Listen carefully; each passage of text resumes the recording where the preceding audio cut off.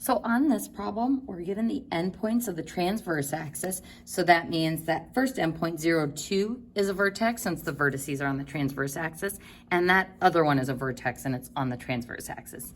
Now, if these are the vertices, that means the hyperbola is going to open this way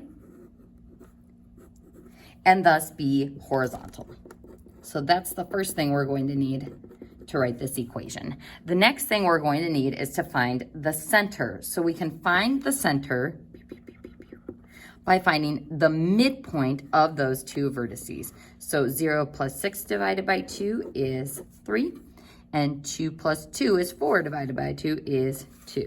So 3, 2, there's my center. So I can start the skeletal version of this equation as x minus 3 squared minus, since it's a hyperbola, y minus 2 squared equals 1. And notice that the x is first because it is horizontal.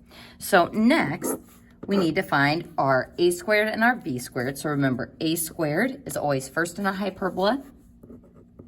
B squared is always second. So this is where we're going to make use of this asymptote. So for the asymptote, it is rise over run, and it's always b over a or a over b. So how we determine the rise and run is from the x and y variables in the equation. So 4 is my rise, and rise is your y variable. So this means that our rise would be 4, and that will correspond to our b variable. So if b is 4 in the equation, then it will be 16. So that's what's kind of tough about this, is we're kind of going backwards from some of the ones we did in the practice set. So your rise and your run are always b over a or a over b, and how you remember which is based on the rise variable coming from y